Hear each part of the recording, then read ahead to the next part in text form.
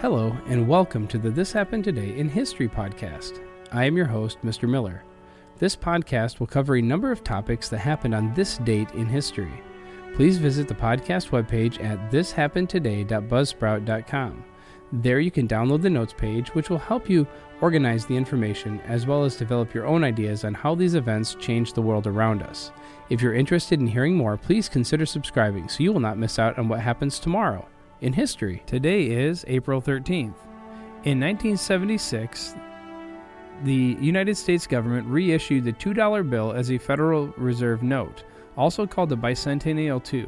The 1976 $2 bill was redesigned from the previous series. It has a much different look than the 1928 $2 bill, the 1953 $2 bill, and the 1963 $2 bill. Americans were interested in this bill because it had been a long time since paper currency had been redesigned. Previous $2 bill designs featured Jefferson's Monticello estate on the back of the bill. The back design now featured an image of the Declaration of Independence. In addition, the color scheme also changed. The bill now had a green seal instead of a red seal. The 1976 series was the first issued out to the public on April 13th of 1976. People who received the first day issues went to their local post office so they could get their bills stamped with the date.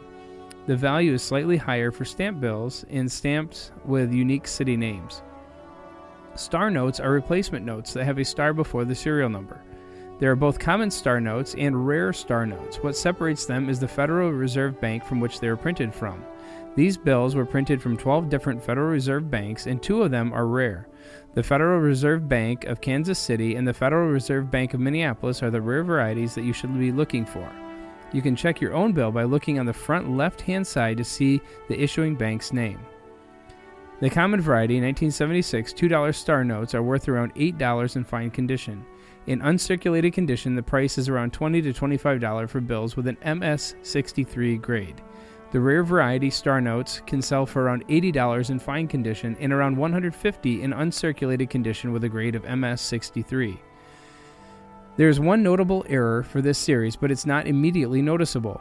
On each individual paper currency, there is a serial number which is shown in 2 places on the front, in the top right and the bottom left. Normally on the serial number is the name in both places, but on the error bill, the serial numbers are different. In most cases, one of the prefixes will be different on the error bill. This was a printing error. This $2 bill error note is worth around $400 in very fine condition. In uncirculated condition, the value is around $800. There are 3 levels of grading. Fine, a note that shows clear evidence of having been in circulation. Very fine, a note that has been in circulation but not for a very long time. And MS-63 choice uncirculated, a note that shows no signs of ever having been in circulation. The note still has its original crispness. The note is also well-centered. In conclusion, most people realize that the 1976 $2 bill isn't quite old enough to become a valuable item, but what most people don't realize is that this bill can be valuable if it has a unique stamp, if it's a rare star note variety, or if it's an error bill. Valuable bills should be placed inside protective currency holders. Scheduled on the 200th anniversary of Jefferson's birth, the dedication of his memorial was the culmination of nearly a decade of planning and construction. In 1943, Franklin Delano Roosevelt dedicated the Thomas Jefferson Memorial in Washington, D.C., dedicated to Thomas Jefferson, the American founding father and 3rd President of the United States. The memorial was championed to the Commission of Fine Arts by Franklin Delano Roosevelt in the 2nd year of his presidency, and by 1935, Congress had appropriated $3 million for its construction. The groundbreaking was held 3 years later, and construction was substantially completed by the spring of 1943. Only the bronze statue of Jefferson had not been completed, owing to wartime metal shortages. A painted plaster version was in place for the dedication and would remain until restrictions on metal use were lifted in 1947. Though Roosevelt was widely expected to attend the dedication, he had spoken at both the groundbreaking in 1938 and laying of the cornerstone the following year. His participation wasn't announced until the morning of the ceremony. Traveling from the White House with the First Lady Eleanor Roosevelt, former First Lady Lou Hoover, and Crown Princess Martha of Norway, the president and his party arrived at the memorial just prior to the start of the noon ceremony. Some 5,000 spectators, including Wendell Willkie, FDR's Republican opponent in the 1940 presidential election, and a who's who of the International Diplomatic Corps, were assembled at the plaza in front of the memorial facing the dais, set up on the edge of the tidal basin and covered in red, white, and blue streamers. Under overcast and windy skies, with a backdrop of the fading cherry trees, peak bloom had been reached on April 4th of that year. The ceremony began with remarks by Stuart Gavorny, chairman of the Jefferson Memorial Commission, followed by the invocation from the Right Reverend Henry St. George Tucker, presiding bishop of the Episcopal Church in America. Next came the national anthem, performed by renowned soprano Grace Moore, during which time Rudolph Evans' statue of Jefferson, covered in flags at the start of the ceremony, was revealed to the audience. Moore was a star with the Metropolitan Opera and Academy Award-nominated actress. The cords that uncovered the statue were pulled by 2.5-year-old Anthony Fathman of Pike County, Missouri, the youngest of the more than 36 descendants of Thomas Jefferson in attendance. President Roosevelt then approached the podium to deliver the dedication address, calling the memorial a shrine to freedom and adding that it was a payment on a debt long overdue. FDR took the opportunity to remind those in attendance and listening via radio across the country of the parallels between Thomas Jefferson's challenges in the founding of the Republic and those being experienced at the time by a nation embroiled in a world war.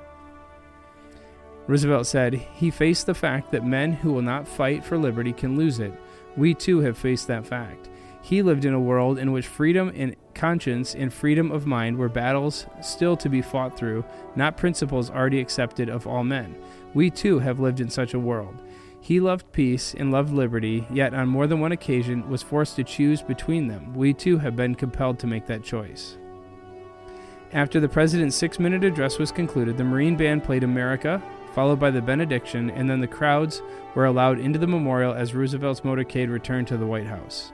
Those who ventured into the memorial chamber found not only the 19-foot-tall plaster statue of Jefferson, but also the original, handwritten version of the Declaration of Independence signed by the delegates, known as the engrossed copy, the same one seen today in the rotunda of the National Archives. Not only was Jefferson's masterwork on display, but in a storyline that would not have been out of place in National Treasure. It had come to the memorial from what was described at the time only as a secret place of safekeeping. Shortly after the attack on Pearl Harbor, thousands of America's most valuable documents in the care of the Library of Congress, including the engrossed copy of the Declaration of Independence, the U.S. Constitution, a copy of the Magna Carta, and a Gutenberg Bible, were evacuated from Washington in case of attack by the Axis powers. While we know today that they were held in the Bullion Depository in Fort Knox, Kentucky, at the time the destination was a wartime secret, guarded as carefully as the movement of troops, according to the contemporary account of the United Press International. On April 7, 1943, it was announced that the Declaration of Independence had been removed from its wartime hiding place and would be exhibited in Washington for the opening of the memorial and for a few days afterward, albeit in a steel, lead, and bulletproof case under 24-hour guard of the U.S. Marine Corps.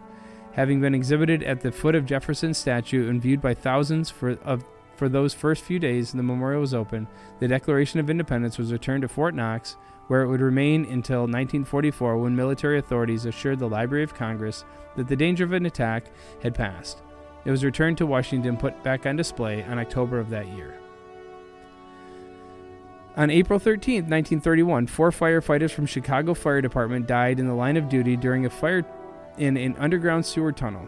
Captain Timothy O'Neill of Truck 14, firefighter Edward Byron Pratt of Squad 8, and firefighters William Coyne and William Carstens of Engine 23, along with 7 sewer workers, died in the confines of a 450-foot sewer tunnel that was under construction 35 feet below the intersection of 22nd and Laughlin Streets in Chicago. The fire started approximately 6:30 p.m. when sewer workers, using a candle to try and locate a leak in the tunnel, accidentally ignited some sawdust. The fire burned and spread for more than 45 minutes before the fire department was alerted. Truck 14, commanded by O'Neill, was the first apparatus on scene, and seeing only a thin curl of smoke rising out of the tunnel, the 5 firefighters descended into the tunnel via its only access point, an elevator. None of the firefighters were wearing masks or oxygen tank, and 15 minutes after they descended into the tunnel, 3 of the firefighters emerged, suffering from intense smoke inhalation. As O'Neill and another firefighter, along with several workers, was still in the tunnel, firefighters from Engine 23 entered the tunnel, but they too did not have masks or oxygen tanks, and several of them were also overcome with smoke inhalation inside the tunnel. This scenario was repeated several times as the limited access to the tunnel did not give fire officers an accurate understanding of the intensity of the fire, smoke, and gases inside the tunnel. During the next 2 hours, more than 50 firefighters who had entered and exited the tunnel were suffering from smoke inhalation injuries. While injured firefighters were rescued during these operations, some of the rescuers became trapped or injured themselves down in the tunnel. The fire department was soon informed of the construction company about the possibility that some of the missing firefighters and sewer workers could have sealed themselves inside an airtight compartment at one end of the tunnel. In actuality, 16 missing firefighters and sewer workers had sealed themselves inside the compartment, but their only means of escape was blocked by fire, smoke, and gases. Firefighters on the surface, however, continued to descend into the tunnel throughout the night in an effort to reach their trapped colleagues. Every firefighter was now equipped with masks and oxygen tanks, but some loaned by suburban fire departments eager to contribute to the rescue efforts. Also during the night, a smoke ejector machine, designed by Chief Charles W. Ringer of the Minneapolis Fire Department, was delivered to Chicago from the manufacturer in Kenosha, Wisconsin. The machine consisted of a massive fan mounted on a truck with an intake tube that could be placed inside the tunnel. The machine was put into operation at daylight, and it soon evacuated most of the smoke and toxic gases from the tunnel. The 16 firefighters and sewer workers sealed in the airtight compartment were soon able to escape, and over the next few hours, firefighters were able to recover the bodies of the dead firefighters and sewer workers from the tunnel. You have been listening to the This Happened Today in History podcast. I thank you for listening, and I hope that you have enjoyed learning about historical events from the past. Thank you to the following websites for their information regarding today's topics: ThePeopleHistory.com, the 1976 U.S. $2 bill at silverrecyclers.com, Thomas Jefferson Memorial at nps.gov, and Chicago Tunnel Fires at www.fsi.illinois.edu. The music used as the background track for this podcast is Americana, created by Kevin MacLeod on Incompetech.com. If you enjoyed this information and would like to hear more, please consider subscribing, as this will keep the historical events in your feed in the morning for each day. I hope you have a great day.